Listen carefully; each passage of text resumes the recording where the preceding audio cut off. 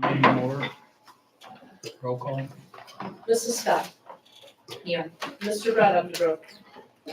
Here. Mr. Roger Upderbrook. Here. Mr. Zawada. Here. Mr. Brophy. Here. Ms. Deeroff. Present. Mrs. Kratz. Here. Ms. Nyman. Here. Mr. Pinarello.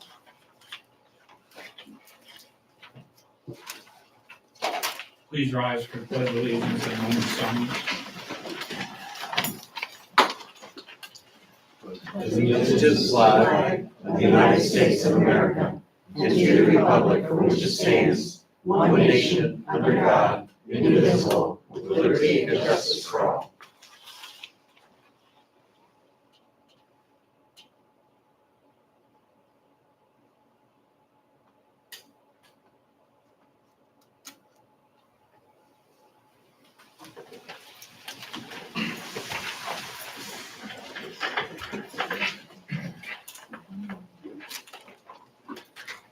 The board had three previous executive meetings, one on June 24th, 2025, and it lasted approximately 30 minutes, and it was personnel. We also had an executive meeting on July 15th, and basically that lasted 70 minutes, and again, that was personnel. And we had an executive meeting today on the 22nd, based on personnel, and it was 65 minutes.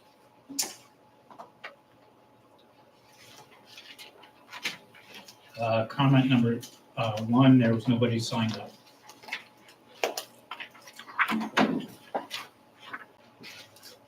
And at this time, I'm going to ask for the approval of the June 24th, 2025 Board of School Directors meeting minutes. How much? I'll A second. second. Wendy, second.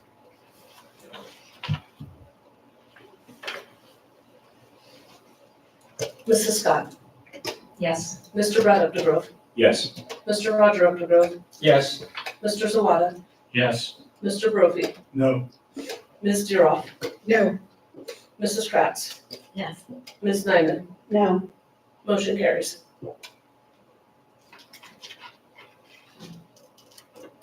At this time, we do not have a treasury report. Basically, we're waiting for some significant bills to come in, and we'll have it at the next meeting. The preliminary report is attached for your review, but again, the expenditures will greatly change once we get all the final invoices in from the charter schools and related entities to close out the fiscal year. I will share, however, that from a real estate tax collection percentage, we have collected 99.35% of what we budgeted for real estate tax collections. So the community continues to show their support of the school district.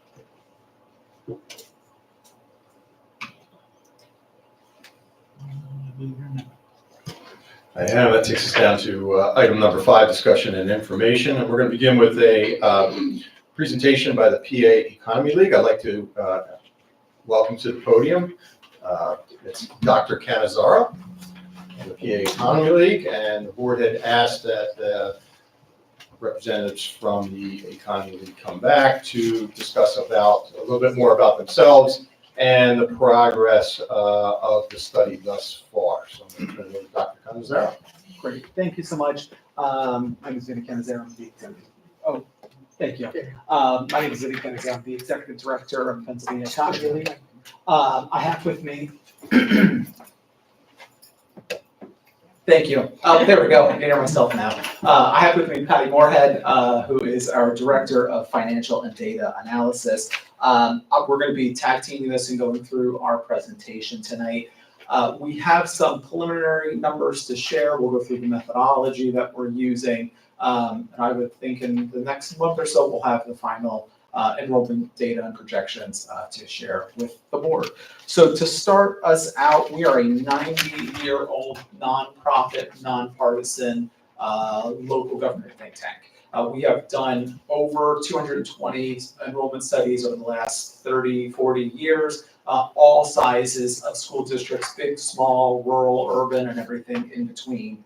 The industry standard, as you'll see on the PowerPoint, is about a 5% plus or minus for enrollment projections. We're historically within 1%. So when you look at what PDE is providing or what other consultants are providing, we have a very good track record of being very close to what the actual enrollments are. We've been to Boyertown before. This is our fourth time that we've been doing enrollment studies since the late 80s. As you can see, our most recent study was completed for the 15-16 school year, and we were a little less than 1.5% off of what the actual enrollments are. And please jump in as we're going if you have anything else to add to. This is what we look at for our reports. We look at population, housing, trends in birth, migration, enrollment, progressions, population. All this is giving us an overall idea of where we are now, what the historic numbers are, and what can a reasonable and reliable projection for the next 5 and 10 years be for enrollment based on current social and demographic trends. The big thing that we will talk about, we are awaiting some housing data, and that will change the numbers a little bit. We look at any new trends and development in the individual municipalities that make up the school district, and once we have those numbers, we'll be able to project a little bit more of what future enrollment will be and what the growth of the district will be. So again, demographics, we look at population and housing. When we're looking at population, the municipalities that make up the district are growing. Across the board, all the districts have been growing except for Boyertown Borough, and the majority of the growth has occurred in Montgomery County in those 3 districts. And that Montgomery County is also the municipalities that make up the majority of students within the district also. I did want to point out that although Boyertown is down from 1970, it went down through, it's like 1980, and then it's been slowly ticking back up. So over the last 30 years, it's actually been increasing. We take the long-term look at population and demographics, so we really do have a big holistic idea of what is going on with municipalities, not just a shorter time frame.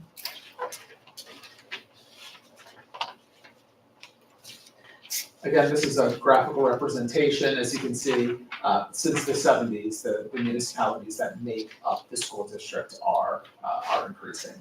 And you can see the biggest growth there is in New Hanover Township, and that is, as I've been looking at housing throughout the district, that's where a lot of the new housing is coming in as well. So even though overall populations are growing, it is not at the same rate for all age groups. So there is growth with under 5, there is growth with 5 to 17, but the majority of the growth is for individuals that are over the age of 18. And that has some impact, obviously, on the school district.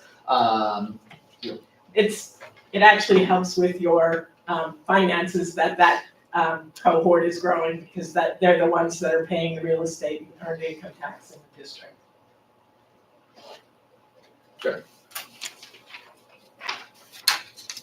Nothing here, so whatever you want to add. So, we look at migration in and out. So you've had both natural population growth.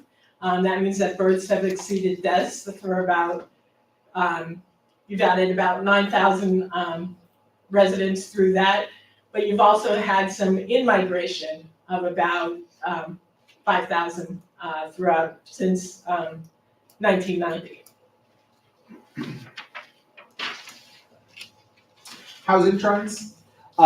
These are again reflective of the population. So as we see growth in population, we are also seeing growth in the number of housing units within each municipality. Again, these are largely focused on Montgomery County municipalities, which is seeing both the greatest number and then also the greatest increases. We're still looking and we're still awaiting some housing data from the individual municipalities to provide up-to-date and current information about any new development, proposed development that's going to occur, and that will impact what our final projections will be. I did look, and there's also housing turnover we look at a little bit, and I think on Zillow there were about 80 houses for sale within the Boyertown School District, and on Realtor.com there's 160. So, but a lot of the new growth is in that they refer to it as Gilbertsville. I guess that's the section of New Hanover Township, and that seems to be where the growth is.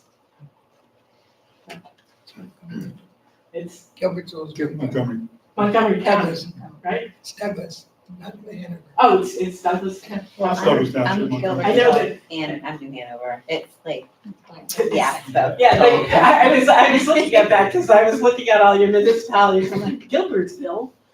Wait, that's not in the list. But yes, they specifically call out the Gilbertsville section. This is again a graphical representation of growth in new housing units over a 50-year period. So while housing has increased, while population has increased, the number of school-aged children has not kept up with that. So we're seeing growth in housing, we're seeing growth in population, but because there is a larger amount of growth within the over 18 population, folks over the age of 18, we're seeing a decrease in the number of students per household. And that is a large effect on population or on enrollment projections. If there are 10 new housing units, if there's a decrease in the number of children per housing unit, then we're going to have less students that are going to be coming into the district than we did 50 years ago. So, as you can see, in 1970, you were getting 80, for every 100 housing units, you were getting 80 students. Now it's down to 32. And that's 2023 numbers. And it's relative, if you look at the chart, it's relatively stable over the last 20 years, but it's still a decrease from past populations. Okay, getting into the actual projections. We have population by age. This is based on the figures that the school district provides to PBE on October 1st. There was a slight bump in 2010. It has remained a bit stagnant since then. What's also important to remember is that there has been, there's a slight increase in the population of 5 to 17-year-olds, but with that slight increase and with the slight decrease in enrollment, there's actually a lower percentage of students that are eligible to go to school in the district that are attending school within the district.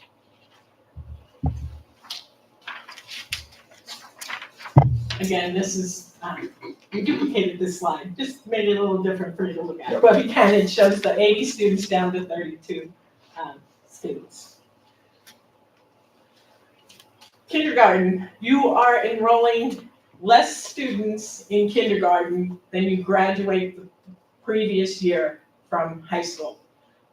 It's been consistent throughout since 14, 15.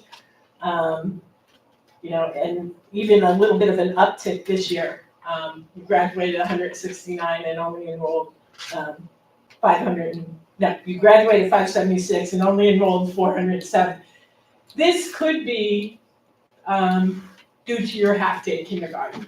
So I believe you do pick up some of those students in first grade, but because of the half-day kindergarten, we do see that sometimes. Looking at trends in overall enrollment, again, we see a decrease from the 15-16 school year. There are slight increases as we go along, but the general trend is downwards. And that significant dip there in the middle, that's COVID, that's 2021. And then you see it tick back up. And actually, if you drew the line straight from the, and skip that, it'd pretty much be on the same trajectory. Right, and we see that throughout, in school districts throughout the state, with dips in COVID and then pickups in the year after. Right. So in the last 10 years, you have lost 629 total students.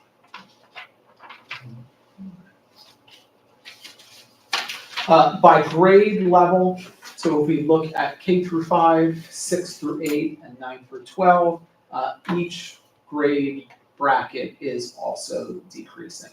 There are not huge decreases, but again, we're seeing a general downward trajectory when we break it down by these specific brackets at grade level. This just shows graphically the trends by grade cohort, K to 5, 6 to 8, and 9 to 12. And that is how you're still having your students go, K to 5, 6 to 8.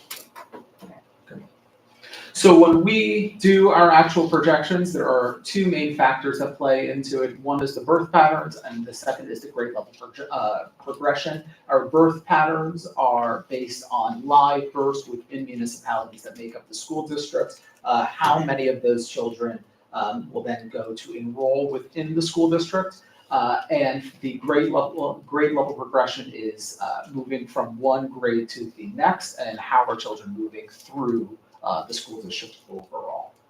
When we're looking at the ratio for births to enrollment, less than 1 means that for every 1 live birth, there's less than 1 student that will actually enroll in kindergarten. And we are seeing, again, a general decrease in that ratio.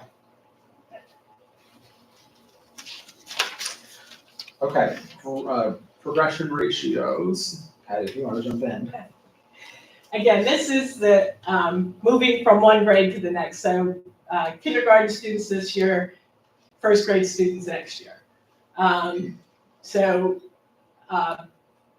Basically when you have,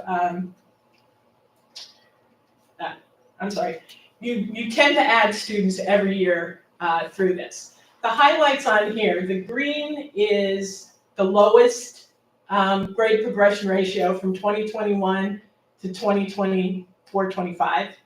So we looked at every year, these are your grade progression ratios. As you can see, and it showed in the trend, 2021 had decreases. They were the lowest grade progression ratios throughout it, except for seniors. And 21-22 had the highest grade progression ratios going through over the past 5 years. So what we like to do is we're throwing those two out, and we're using the 22-23, 23-24, and 24-25 3-year average progression ratios to move students through your district. Over the year, like I said, you add students every year to your cohort in 8 of the 12 steps. And for some reason, 10th and 11th grade tends to lose students in enrollment. So this slide kind of shows, this slide shows what would happen to 100 students who entered kindergarten using each of the different progression ratios. So as you can see, the low one at 85, they would lose 15 students by senior year. That's 2021. The high one, they add 185 students using that ratio. We're using, like I said, 104, and you can see it's the dotted blue line going through there, and you pretty much stay pretty even throughout the years. There's a couple ups and downs, but basically you end up with almost the same amount of students. Yeah, and taking the 3-year average takes into account any inconsistencies, happenings, events that may have happened in any one individual year to give us a bit better, more accurate baseline ratio to work with. So we use these ratios coupled with birth ratios to then give us some preliminary projections. When we're looking at the preliminary projections, see it's a bit of a scatter shot. It's using a combination of both the highest and the lowest birth ratio, grade progression, highest, lowest, highest, middle, averages, a number of different iterations of it to then give us this. If we use the highest birth ratio and the highest grade progression, you would get that top line. If you use the lowest birth ratio and the lowest grade progression, you get the middle line. Those are really our bounds for any enrollment projections. Again, we like to use the averages, and based on all of that, it's a bit stagnant. We're looking at about 100 new students that would be enrolled in the school district, but it's staying about the same. One interesting thing when I do look at the cohort levels, your K to 5 group that is starting to tick back up in the later years. At the end, the last 5 years, you're starting to see slight increases. But it's only a difference of 116 in the 10-year projections we have.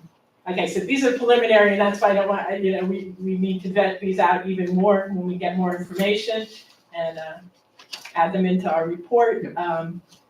But you're pretty much going to stick at that 6,100 mark, I believe, going through it. And that's what we have. I'm happy to answer any questions that you all may have. Yes. Well, thank you for that, because you were pretty well on the last time you came saying you were going down, and you're still kind of right in there, so thank you. One question I do have, you said about with us doing the kindergarten and half days, would you be able to do first grade and project that way without using the kindergarten to see if that made a difference? It's the first grade level is taken into there, so we have a progression from kindergarten to first grade. So that takes into account the first grade, and that's where it goes. It's going to be my assumption. We spoke a little bit before, and it's going to be my assumption that there may be more students that come. But I mean, it's at about 80% right now, as it is for students that are eligible to be enrolled in the district to come into the district. I don't know if there's going to be such a huge bump with a full day kindergarten that you would get such a substantially larger amount of students. But I would expect there would be some increases based on that. Thank you. Do you have a state average of what that is of expected enrollment of population, eligible population Yeah. versus? Is there- I don't know. We have the numbers. We have the numbers, we have not. I'll have to go back and look at it, but I'll get back to you with what those numbers are. Okay. It does depend on the school district. Some are above, above the birth rate. Yeah, and it also depends on the makeup of the municipalities that are within the school district. There are some that have very strong religious schools, and they pull a lot of students from the public schools to those private schools, and there's others that don't. And we're working in Harrisburg now, and there's not as many The charter schools, right, are somewhat related to the district, and there's not as many private schools within Harrisburg proper. So if there's more options, then they may be able to pull more than not. Do you have, just a question for you? Oh, no, I'm sorry, go ahead. Okay, now, I'm just curious, is this normal that, you said 10th and 11th grade, we lose students? Is that a Say that. typical? That was my question. Okay, is that a typical thing? Is there something that's driving that? We had in Hazelton, it was when they had foreign students from out of the country come in, they placed them in ninth grade until they knew where they were going. Until they got their Their records their from records from another wherever. country to come, and then they can place it in the proper grade. Right, so I wasn't sure if there was something here or if there's a technical school or some other kind of school that they migrate to. Yeah, we see that as well, as that sometimes when students are moving from 11th to 12th grade, if there is a technical school, they may leave the public school system to then go and do a work study or whatever the case may be. But the kids that attend our technical school, ECTC, they're half, so they're in the study. They're in right? those numbers, Yes. So, do these numbers include students leaving for charter schools? Or, They do not. They, your enrollment projections reflect your students. The 5 to 17 obviously would include anybody who's in the area, so. They will implicitly include students that leave to go to the charter school based on grade level progression. When you go from one grade level to the next, if students are leaving to go to a charter school, they would be captured in that number of students that would be enrolling in the next grade the following year. So they're not specific that, we're not going to project out that this number of students will leave to go to charter schools, but students leaving are included in those historic projections. this kind of kicks off, so the special ed extremes that have to go to other schools, are they included in these numbers? If they are within the public school system, then they are included. If Yeah. you count them in your current enrollment projection, or in current enrollments, they are included in these. Yeah, they would be. Our students that we would be placing for special education services now placing. Right. That's different than disenrollment when it comes Right. to cyber charter Yeah. or to brick and mortar charter Yeah. schools. So there is a difference there. And I did get some information, actually today, that I haven't had a chance to review that, from the district, that shows the other enrollments, parochial, private, charter, that kind of stuff. These numbers do include, I believe, if you have a cyber program, they would be included in here.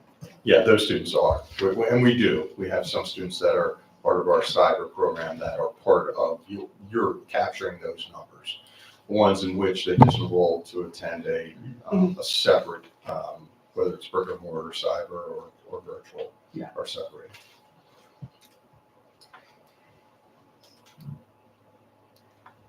We will look at, additionally, we're going to look at the enrollments by school, at the school level. I need a little bit more information for that.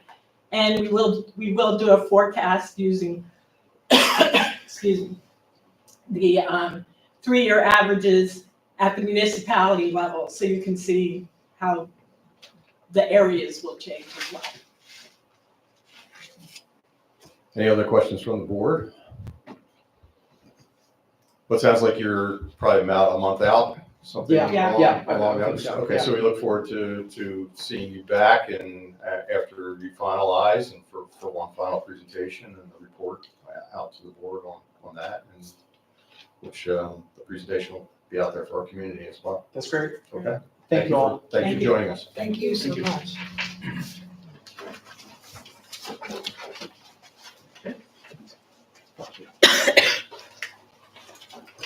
That takes us down to item B. I'm going to invite Dr. Kristen Horton, our Director of Pupil Services, to the podium, to give a brief presentation on federal programs. And this has been in the news now for the last approximate month with various programs and what the federal government is doing or not doing related to some of those. So we wanted to educate the board and our community a little bit more about some of that and where our funding is or is not in certain areas as it relates. So, Dr. Horton?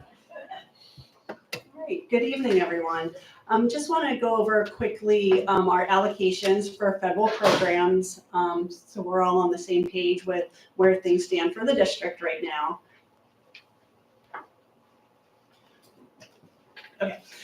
Just a quick overview on federal programs. So the district historically has received funds for Title I, which goes towards improving basic programs, Title II, supporting effective instruction, and Title IV-A, which looks at supporting students in academic enrichment. So if you take a quick look here, we'll see that Title I provides financial assistance to ensure that all students have access to high quality education. Title II is looking at supporting effectiveness of teachers, principals, and other staff in the building, and so enriching them and also enriching the instructional environment for students. And that Title IV is looking at well-rounded educational opportunities for our students. That could be instructionally, academically, also looking at student health and safety.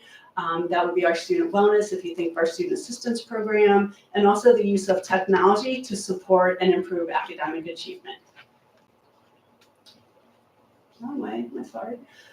So quickly, as we're looking at how the district uses the funds, you'll see here, this is how we have been utilizing the funds that we've received. Title I, we typically use most of those funds for salaries and benefits. And so this funding goes towards the salaries and benefits of our reading specialists in our schools that are identified under Title I. Also, as part of Title I, we have set aside for McKinney-Vento, which is our supports for our students who are experiencing transitions in their living situations and lack permanent housing, as well as family engagement. And real quick, if we go back, I had wanted to point out, just as a reminder, our buildings that are Title I schools, you'll see that it's Boyertown Elementary School, Colbertdale Elementary School, Earl, and Washington Elementary Schools, and then Middle School West. As we're looking here at Title II, supporting effective instruction, the districts can use those funds in ways that have been identified as research-based and effective and instructionally sound practices to support student instruction and move achievement forward. And part of that is through class size reduction. We know that smaller class sizes improve the instruction for students and educational outcomes. So the district has been utilizing the Title II funds to support our additional classes so that we have smaller class sizes in those Title I buildings. And for Title IV, we've been using those funds for our student assistance program. Part of that funding goes towards our contract that we have with the Caring Foundation for our SAP program across the district, as well as enrollment fees for students to take AP and dual enrollment courses. And so those fees, we support students who have been identified for free and reduced lunch so that those programs are available to everyone across the district regardless of financial status. And we are also using those funds for our licensing for discovery education. So this is a program under technology, because Title IV, part of that is technology to increase and enhance educational instruction. And so we've been using those funds for our discovery education. And then here, real quick, just to give you a snapshot of what our funding looks like for federal programs, you'll see here in this table a couple of different columns. So you'll see for Title I, I indicated what the district had budgeted. So that budgeted amount is what we anticipated receiving this year in regards to funding for Title I programming. You'll see that's $707,154. Our projected allocation, so this was the money that we were projected to receive when we received notification at the end of June from the government on how much funding we'd be receiving this year. That projected amount was $763,584. That also is the actual amount that we received. So you'll notice here that that amount was more than what we had budgeted. So we had a surplus there in that area. If you're looking at Title II and Title IV, you'll notice that we did not receive an allocation this year. So initially, we had budgeted for Title II, $120,000. That was just based on what we had received in previous years. And our actual projection that we were going to receive was $136,476. In Title IV, we hadn't budgeted anything, and we were projected to receive $57,307. At the end of June, actually July 1st, we found out that the funding for Title II and Title IV had been cut, so we're no longer receiving any allocation in those two areas. But you'll notice that due to the increase, the amount that we received in Title I, that it offset what we are no longer getting in 2 and 4, because we had budgeted less for Title II than what we were going to receive. And so when you look at this big picture, all in all, it's $63,570 that we are going to, that we have less in title funding to support programming for students in the district. So we just wanted to make you aware of those changes. Okay, are we allowed to use the excess in Title I for the other?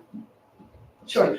So we didn't really receive an excess in Title I. We had budgeted when we were doing the budget, just to have an idea of what we thought we would be receiving. And our actual allocation that we received from the state was more than we had budgeted for. So we didn't necessarily get more than what we were initially given. We were given what we were given from the state when those projections came out. So that amount, that $763,000, that's the actual money that we'll be receiving for Title I programming this year. So yes, we can use all of those funds.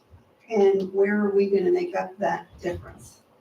So the $63,570, that would come out of the district's operating budget.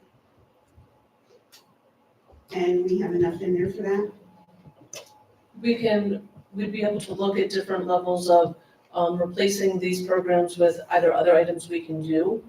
Some of this is involved with staff. We wouldn't be looking at, eliminating any staff. We'd be looking at our overall general fund budget to see what areas that we can decrease to make up for that $63,000. In the grand scheme of federal funds as a district, we were not as negatively impacted as what a lot of districts were. So it's going to be much easier for the district to manage by just making small adjustments in other line items. Term isn't political, but I know with the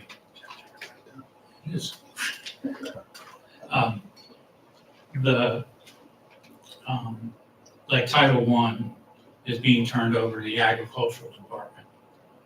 And they'll be supplying food, but it's hard to go and guess what they're doing. But some of this stuff has been pushed to other parts of the government that seem to be more realistic than what they are. So, but with just right now being the budget hasn't totally come out, we don't know what we're getting, but some of this money is being allocated in other places.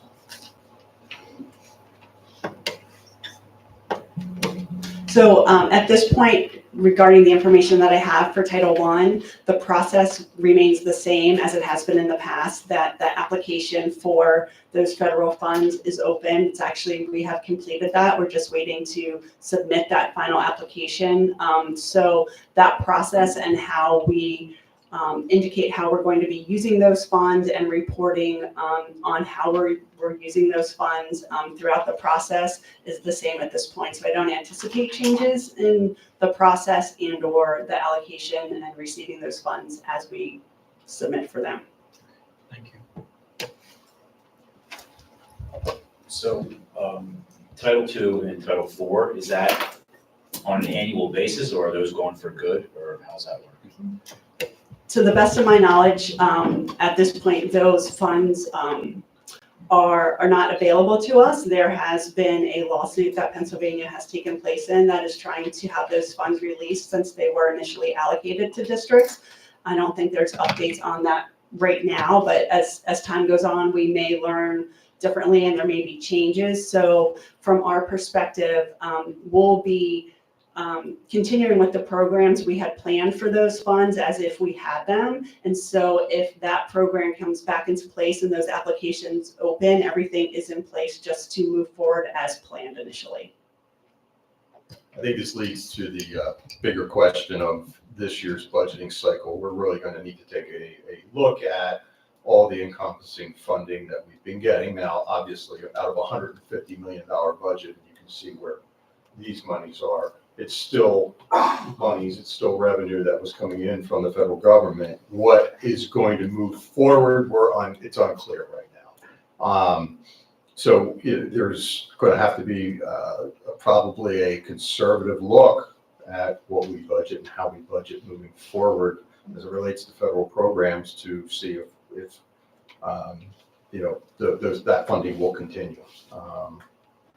Again, this is there's a lawsuit that Pennsylvania's joined in relation to this, and I'm not sure where this is heading right now.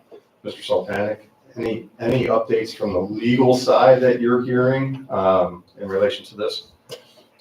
Other than the challenge that has been filed by the State Department of Education, there is no additional information. And following up on the question that was raised, we don't have an idea of what happens next year. We're only dealing with this year. We don't know what the new baseline is going to be for next year in terms of funding. Mr.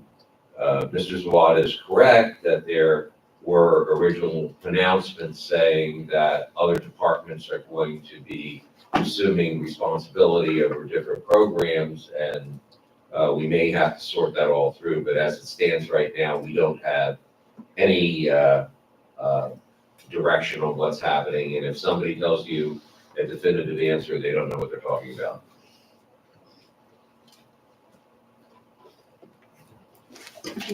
Okay, Dr. Horton, thank you very much.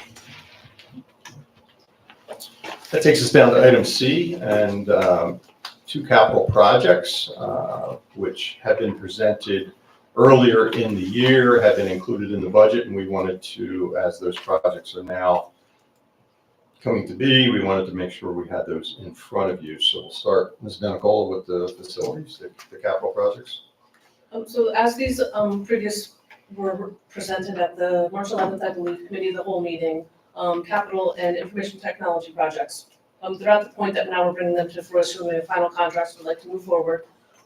At the March 11th meeting, we recommended that the cafeteria and gym floor refinishing at Colebrookdale Elementary and Gilbertsville Elementary School be completed. The proposed project costs for Colebrookdale Elementary are $11,385, and for Gilbertsville Elementary is $44,020. The discrepancy between the two costs is that Gilbertsville is what they're doing is more of a multi-purpose, so it's different levels of flooring for the cafeteria section, for the gym section, and it's a larger area, so that's the difference between the two prices. The E-rate IT infrastructure upgrade, this again was presented at the March 11th meeting, and it was in regards to a project that would be E-rate fundable. The district has since completed the E-rate process, and we've received approval for 50% funding of the project through E-rate. So the net cost to the district would be as follows. It would be a net cost of $362,143.62. This project would be completed by Integra One, and this amount has been budgeted for within the 2025-26 IT budget. So both of these items are on tonight's agenda for approval to complete the projects. Since the two cafeteria floor coverings, it was a proposal, but they're like 4 months, 5 months old. Is that still going to be held? That will still be Or held. has the price gone up? They will still be held, and they were both off of CoStar statewide contract pricing, so they can hold those prices. Okay, thank you.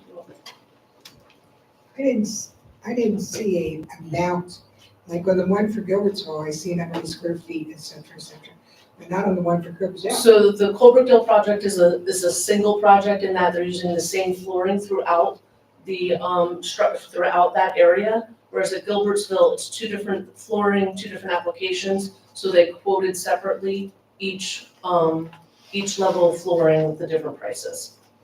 Don't you think it would be a good thing to put how many square feet they're doing? Had I worked on this back in March with the former director of facilities, we probably would have asked that question, but with all the changes that have happened, that's something that I they didn't ask for. understand that, but it just seems weird that they wouldn't have the amount of square feet then. They just quoted it as a single project because they're using a single source of materials. Whereas in the other at Gilbertsville, it's two different types of flooring, with two different coverage areas. And anybody that knows me will tell you I don't know anything about the IT stuff. I can't even turn my computer on. However, what we're having done or buying or doing, is that going to be something that's gonna still be in, I don't even know the words to use, not in style, but in service, or what will be used in your, it's changing so fast overnight.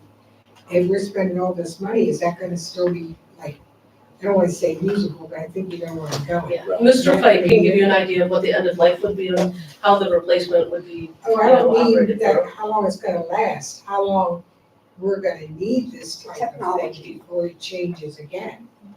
Mr. Fike? Yes, that's infrastructural equipment that helps deliver our internet content throughout the buildings, both hardwired and wireless access. We are not anticipating wireless access to not be needed within the next 5 to 7 years, which would be the overall lifespan of the equipment. So in 5 years, we gotta do this again for 700 and Five to 7,000? 7 years, that equipment will then again need to be redone, yes. Gotta find another party. Sheesh. 5 years. This new equipment is gonna accept all the technology that we need, even as it changes in the next year, 2 year, 3 years. It will, yes. Cisco equipment is rated for a 5 to 10 year lifespan, and that is what we are using. Thank you.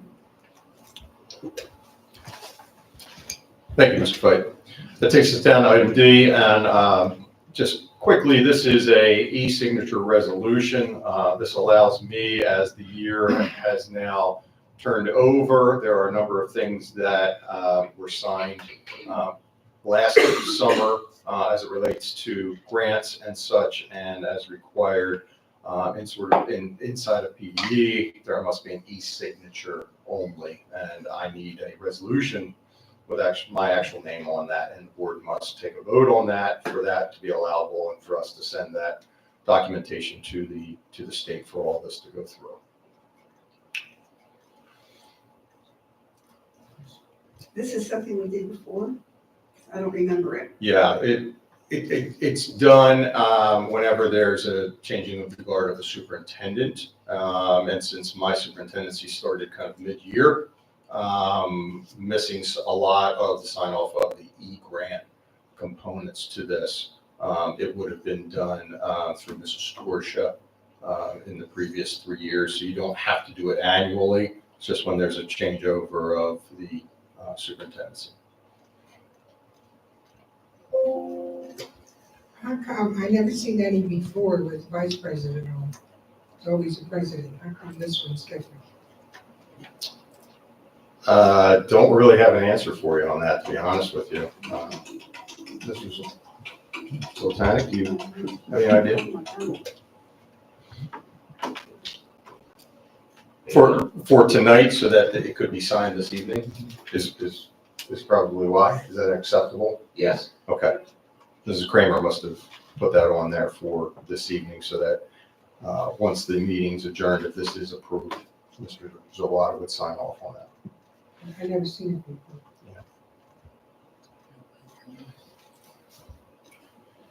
All right, takes us to item E, esports. If you recall, back in, I believe it was our April work session meeting, we had a discussion and a presentation from our esports club and organization.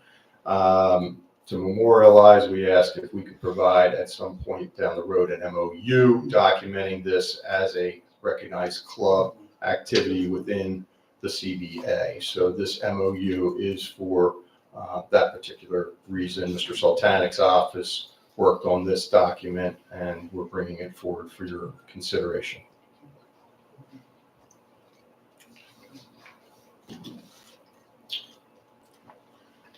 Under item F, Middle School West Bear Ambassadors. we're asking and recommending to you to open a student activity account for the Middle School West Bear Ambassadors. This is a new group to whom works with a lot of the back-to-school activities. They act as ambassadors throughout events throughout the year and working with our community and our families and with students in general at Middle School West. They work through a number of fundraising activities and such. This, we're asking for this evening would be a motion to approve actually opening up the student activity account, which needs to be approved by the board in order to do so. So Mrs. Denicola, as you can see, has attached the form necessary for this. We're not asking for anything other than just simply opening up that business activity account within their school. And the last item we just wanted to share tonight, this is our ongoing donation list, which if you haven't realized monthly, there are some great donors within the Boyertown Area School District, and I just wanted to review that list with you this evening and recommend your acceptance of that through a motion this evening. The first is approximately $9,500 for BASH for stage crew, providing better sound, those in attendance for the freshman auditorium. This comes on behalf of the Ed Foundation. There is a Boyertown L faculty fund. The purpose of the donation was from the faculty itself and donating for books for the school. The Rotary Club has offered a donation of $800 for Youth Explorer Academy for 2 students to attend, middle school students to attend that Explorer Academy. Again, the Rotary Club for the 11th graders at BASH, a sponsorship for 3 high school students to provide leadership experiences for those students as well. $375 each for that. Culverdale Elementary, their Home and School Association would like to donate monies to purchase and include a small storage shed, which would not be permanent, but one that would be house a lot of their items as we've run deeper into closet space restrictions and such. They're looking for ways to be able to store some of their items, and we've checked with the township about the permanency about this, the fact that it's not a permanent and it is approved to move forward. We also have another foundation grant from the Boyertown Ed Foundation for Middle School East, and this is for 9 square in the air combines, volleyball, and 4 square into the ultimate community game that kind of gets everybody playing. This is an activity game that can be portable, can be utilized throughout the school in different events that they expect to have. Foundation, the Ed Foundation, again, generously donating $336 to 5th grade. And again, this is for some waddle stools, some flexible wiggle types of core related types of furniture for preschool, kindergarten, elementary. We also have, again, the ongoing foundation donation of $30,000 for, and which goes toward many of our counseling salaries, those things that we incorporate from outside agencies, and has become a real benefit to the school district, and really thank them for that. And then lastly, the Boyertown Optimist softball group would like to make a donation and of considerable value of $12,000 to rehabilitate some fields 2 and 4 at Middle School East, which are predominantly used by the organization itself and would really greatly benefit them. So again, by policy, I bring these forward to you to make you aware of the acceptance and the responsibility. Most, did I forget one? I'm sorry. Sorry. It's okay. Insurance. Don't have that one attached, so my apologies. And the last one is the New Hanover Upper Frederick Elementary PTCA for the donation of Spirit Wear t-shirts for all of the students and staff. So again, you can see the generosity of not only our PTCAs at each of our elementaries, Rotary Club in the community, but also certainly our Boyertown Education Foundation, and making you aware as policy, you need to, and we're recommending the acceptance and must carry a motion with that. I don't see any, as you take on value and property, it becomes your responsibility as a school district and as a board. I don't really see things here that stand out all that much that would carry that much responsibility for you. Most of these are in programs and services rather than in equipment and such. What about the shed? Yeah, the shed becomes your property. It's a very inexpensive shed. It's only a couple $100 shed. I think down the road, if that shed were to wear and seek its time, I think the PTA in Culverdale would probably consider replacing it, and would be another donation toward that. So I would recommend pieces for that. We are really out of space for a lot of their items for storage. I know, but if we wind up buying one, we should buy it for all the schools. That's why I get concerned. Because we had this problem with Right. sheds. Fair doesn't necessarily mean equal, right? And each has their components and responsibilities. We're able to manage, it appears, with some of the storage space in our others right now. I'll speak to the principals and make sure they're engaging with their PTAs about that, and if they have interest in donations themselves with regard to any of those. I'm grateful for everything everybody's doing, but I Absolutely. just wanted to say something, because I know we ran into that problem before. Okay, and I think finance reports, we already heard from Mrs. Denicola about that, so that takes us down into the superintendent's consent agenda. Under item A, we do have a settlement agreement for student 105-201. The board has been informed with regard to the details of that. We have a number of under item B, 2025-26 special education annual service agreements that I've shared information with the board about. The e-signature resolution, which I just presented on. We do have, as asked by the board, an updated and amended suburban water technology operator agreement that is a year long. However, it is, again, with a 30-day out clause with regard to it, but it does remain within 1 year. We have the approval, creation of the student activity account for the Bear Ambassador Group, which was mentioned, and then lastly, the July donation list that I just shared. So we'd be seeking approval for item G, approval of the consent agenda for this meeting. I have a question. Are we going to need the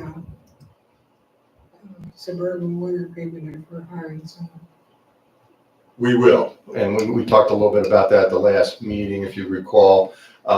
We still need to maintain that from an operator license agreement. That's something that Mr. Bramble, if Director of Facilities is approved this evening, we would be having a conversation about and a planning of how we may be able to bring that back into the district. But I thought the job description was the same as in the previous person. Yes, that wasn't listed as a, no, as a requirement.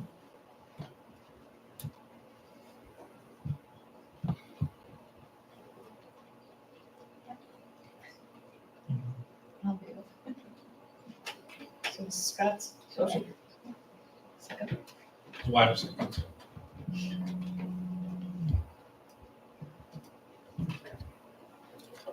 Mrs. Scott, Yes.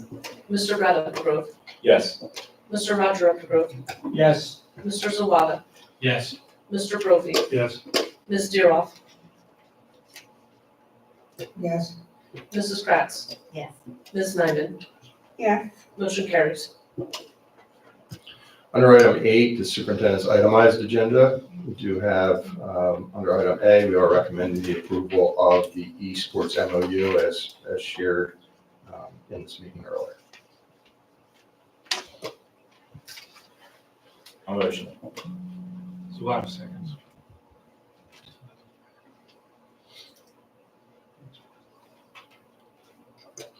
Mrs. Scott, Yes. Mr. Rob Updegrove, Yes. Mr. Roger Updegrove, Yes. Mr. Zawada, Yes. Mr. Brophy, Yes. Ms. Deeroff, No, Mrs. Kratz, Yes. Ms. Nyman. Yes. Motion carries. Under item B, the capital project, Colville Elementary School, the cafeteria floor refinishing. Administration does recommend approval of this project. Nyman moves.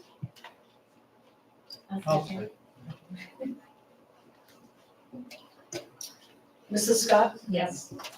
Mr. Brad Updegrove, Yes. Mr. Roger Updegrove, Yes. Mr. Zawada, Yes. Mr. Brophy, Yes. Ms. Deeroff, yes, Mrs. Kratz, Yes. Ms. Nyman. Yes. Motion carries. Under item C, capital project, Boyertown Elementary cafeteria floor refinishing. And the administration does recommend approval of the Boyertown Elementary School cafeteria floor refinishing project as presented. Total cost of $44,020. Nyman moves.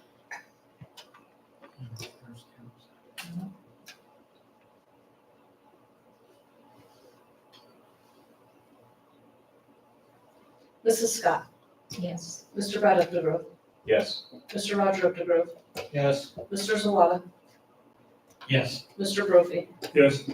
Ms. Deeroff, yes, Mrs. Kratz, Yes. Ms. Nyman. Yes. Motion carries. Under item D, the capital project for IT infrastructure upgrade as earlier presented. We are recommending approval of the rate-approved IT infrastructure upgrade project at a total net cost to the district of $362,143.62. Nyman moves. Deeroff seconds, Mrs. Scott, Yes. Mr. Brad Updegrove, Yes. Mr. Roger Updegrove, Yes. Mr. Zawada, Yes. Mr. Brophy, Yes. Ms. Deeroff, yes, Mrs. Kratz, Yes. Ms. Nyman. Yes. Motion carries. Under item E, personnel, administration recommends approval of the personnel agenda as attached. Sawada moves. Scott seconds. Mrs. Scott, Yes. Mr. Brad Updegrove, Yes. Mr. Roger Updegrove, Yes. Mr. Zawada, Yes. Mr. Brophy, No. Ms. Deeroff, no, Mrs. Kratz, Yes. Ms. Nyman. No. Motion carries.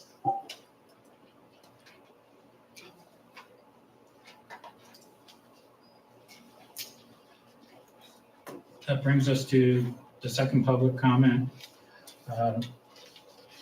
Mrs. Donnie Savage has signed up advocating for adequate public education funding from the state. First, I owe you an apology because I switched the names up at the last thing. I got you and Donna Schuring, and I'm sorry. I about that. understand. Thank you for that. I've met a lot of people this year that have observed board meetings for the first time, and a lot of times they express disbelief, disgust, and last meeting was no exception. All of the board should be embarrassed, and 5 of you should be ashamed of your role in the board comments at the last meeting. It started with Ms. Nyman making a backhanded insult about the superintendent that any of our students would know was childish and mean. Ironically, that was followed by the words, "I thought we were all adults here."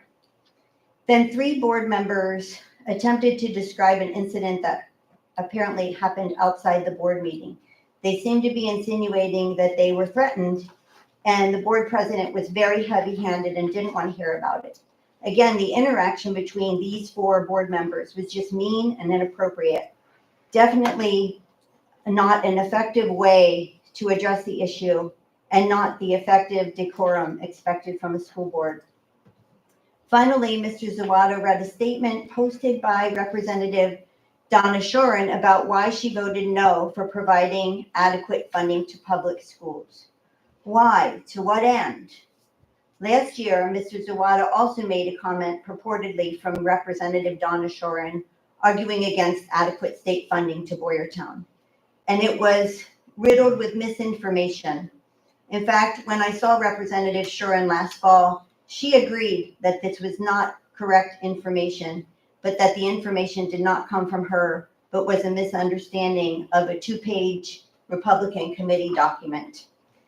Mr. Zawada, I ask that you remember that the concern of Representative Shoren is our state budget.